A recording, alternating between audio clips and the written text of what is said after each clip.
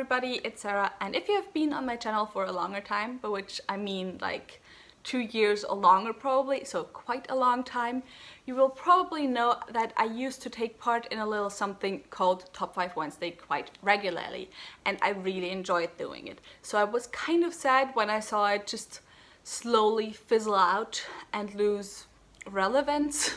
I don't know if that's the way you can say it, but you know what I mean.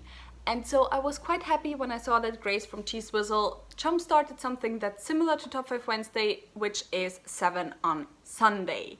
And if you want to know all about what it is, I will leave her announcement video as well as her channel, just in case, down below, and I will also leave the Goodreads group for 7 on Sunday. But very easily said, every Sunday we get a topic and we talk about 7 books relating to the topic. This Sunday, of course, since it is Mother's Day, our topic is our favorite fictional mothers. And I actually did this topic 2 times before, I think, for Top 5 Wednesday, if not 3 times, because I think it was the topic pretty much every Mother's Day, or like the weeks around Mother's Day.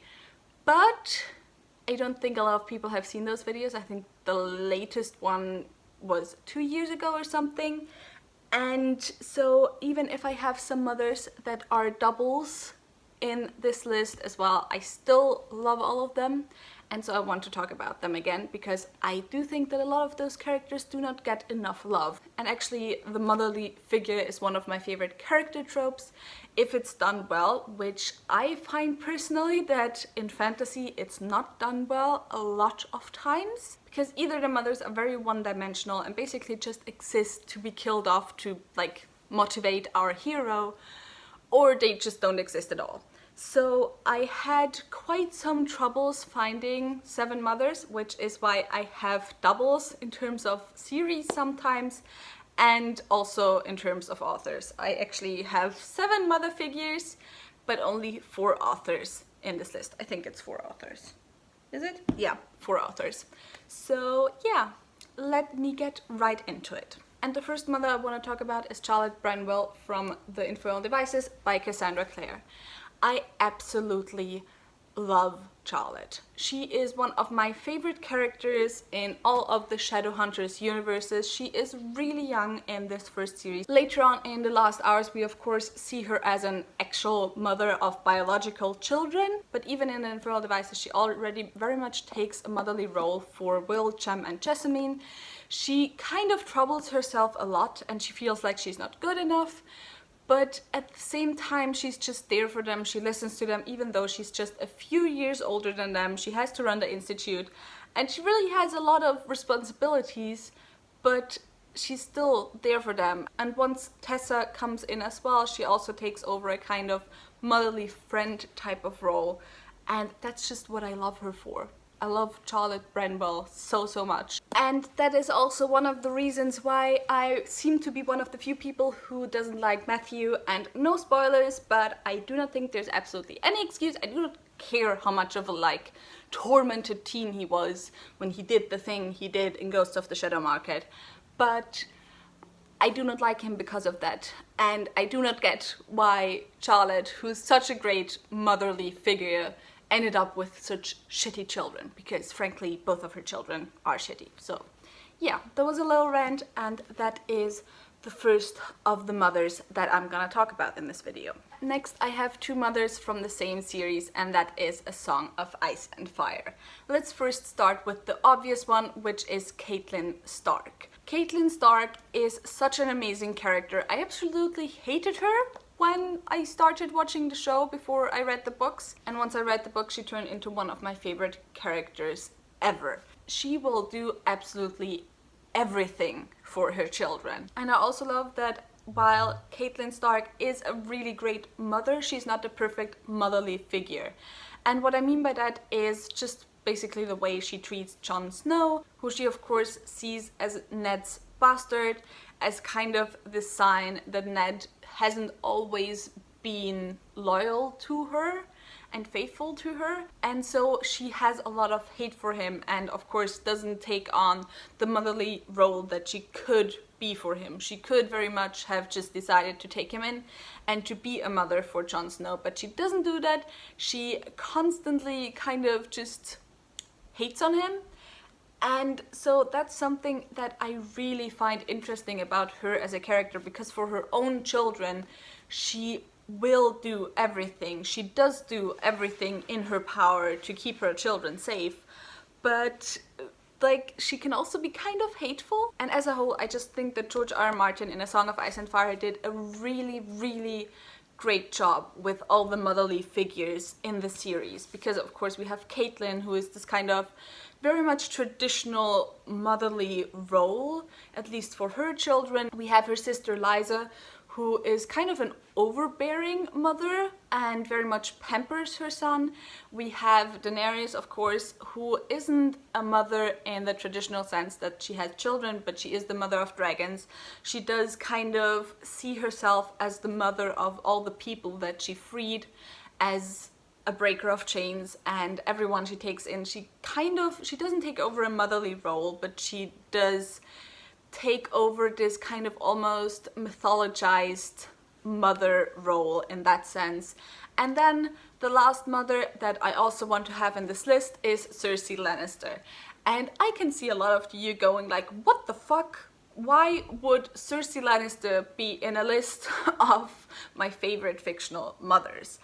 And first of all, for me, favorite fictional mothers doesn't necessarily mean that they have to be the best moms in a sense, but that they're just interesting mother figures, and that they're just characters where it might be a very central part to them that they are a mother, which certainly is true for Cersei. And I do not think that Cersei necessarily is a bad mom. She might pamper her children a little bit too much, but she, just like Catelyn Stark, will go to any lengths to protect her children. And of course she is a power-hungry character in a sense, and she's one of those characters that you just love to hate, but one of her main motivations behind her power hunger, behind her wanting to get as much power as possible, is to be able to protect her children, and is to be able to give her children kind of a position of power in which they cannot be touched, in which they cannot be killed. And we kind of see that over and over again,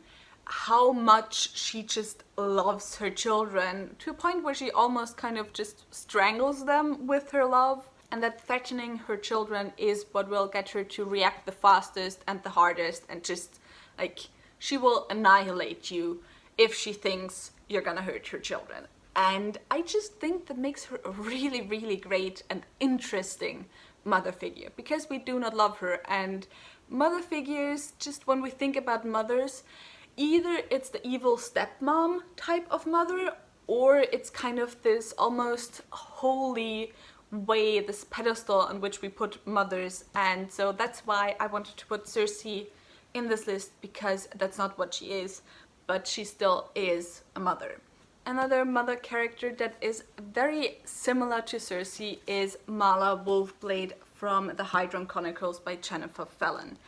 And this character is on the good side. She is our main character in the first book, even though she kind of takes a back seat in the other two books, just a little bit, I think. And she, just like Cersei, is very much a mother who is in the midst of political intrigue and does not really care about her honor if it means that she can keep her children safe and that she can get her son on the throne, because he is heir to the throne in this series.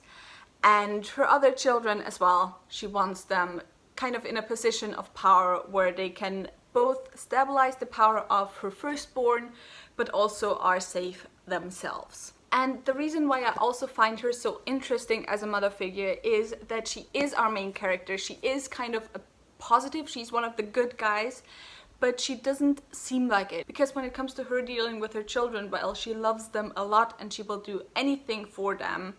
She also, at the same time, just kind of is rather cold towards her children, and she isn't the warmest mother, because she kind of lost the ability to show warmth during the entire series by stuff that happened to her, by her seeing that kind of she has to become as emotionless as possible to make sure that her family is safe. And that kind of also ends up being towards her children. because she wants them to know how hard it is to kind of stay alive in a political intrigue climate. And yeah, I just, again, love her as a mother figure, and also love that she is a mother where her being the mother is both in the center and not in the center of her character development. Because of course a lot of the development she goes throughout this trilogy is because she is a mother and is because she got her children. But at the same time, she still stays her own character, and she isn't just then relegated to the sidelines as the mother of the heir to the throne. And yeah, that's why I absolutely love her as a character. So let's get to the last three mothers that I want to talk about, which are in fact all by Anne Bishop, because I do not think that there's any author in fantasy out there who writes mothers better than Anne Bishop. And the first one I want to talk about is Ashk from the Tyrolean trilogy by Anne Bishop. I'm holding up the third book in the trilogy because this is where she plays the most important role. She doesn't really appear at all in the first one, I think, and then you kind of are introduced to her in the second one. And the third one is where she finally ends up being a POV character, or one of the main POV characters. And the reason why I want to talk about her as one of my favorite fictional mothers is because she's one of the rare mother characters where her being a mother is of course integral to her character, because I don't think that you can have or be a mother and then not do something to your character. So it is of course something that plays into her character, but it's in no way any focus of the story. You see her with her children a handful of times only in the entire series, and she's just one of those female characters, strong female characters, who just happens to have children that are, I think, like 6 and 13 or so. And she, in this last book, goes off to war, and it is of course, which I don't think is a spoiler in a fantasy series. In most fantasy series there's sooner or later some war, but anyway, she goes off to war and she leaves her children behind, and of course it is hard for her, but she kind of has to do it because she is this very important political role and also like magical role. And of course it is hard for her, and there is some conflict with that within her that is talked about in the book, but she still has to do it. And I just appreciate that so much, that her being a mother is just a facet of her character, but it's not her in her entirety, and her having children doesn't really have anything to do with her motivations, aside from the fact, of course, that she wants to keep them safe and her world safe. But yeah, I just really, really appreciate it, because I cannot think of any series, really, of any fantasy series that does that, aside from other Anne Bishop books. And it's something that I feel like we don't see often enough, because people have children. You don't have to just have childless female characters out there. And yeah, so that's why Lady Ashk is on my list. And then the last two characters I want to talk about are from Anne Bishop's Black Jewel series, which of course is my favorite series of all time. And the first character I want to talk about is Marian, who we're introduced to in the third book, and she kind of has a baby already in the third book, but we then get some of her backstory from before she got her baby. And she is similar to Lady Ashk, that she just happens to have a baby, and she does have this very motherly way about her, which just is part of her character. It doesn't really have anything to do with her having children, but it's just who she is. She is a very caring character. So she also has a baby, she is a mother, but the thing I love about her is that with her and her husband and their baby, you kind of get to see a lot of their family life, you get to see their struggles and the way they work things out together. You get to see her take care of her baby, but again, her being a mother just happens to be something that is. It's in no way anything central to her character in any other way, again, aside from the fact that, of course, you being a mother kind of changes you and changes your motivations, or it should in some ways. And so yeah, I love Marian. Marian is one of my favorite characters of all time. She is very soft and caring and loving and incredibly strong. I love her so much. And the other character that I want to talk about is Teresa. And Teresa is one of my favorite characters in fiction in like general. Teresa is a character who throughout this entire series is what counts as insane in this world. There isn't really that much like different mental illnesses, but there's just this version of insanity where you kind of get hallucinations, where you can't properly live your life because you do not know what's real, what isn't, and so on. And the thing that I love about Teresa is the mother of our main character, or one of our main characters. And she cares for him despite her insanity, and she just tries to give him all the love she can and take care of him as best as she can, even though he was taken away from her when he was still very young. But they meet again over and over the course of his life. And whenever they do, he tries to take care of her because, of course, she cannot take care of herself. He doesn't know she's his mother. He still tries to take care of her. So overall, in the book, he kind of has more of a caretaker role. However, it is revealed over and over in the entire series how she still tried to give him all the love she can, because he does grow up in very horrible circumstances. And so her love is one of the reasons why he stayed grounded and why he himself managed to stay sane. And I just find her such an incredibly amazing character. She also then takes in another boy, kind of, and gives him the love she can because his own mother doesn't love him. And she is such an incredibly powerful person to read about.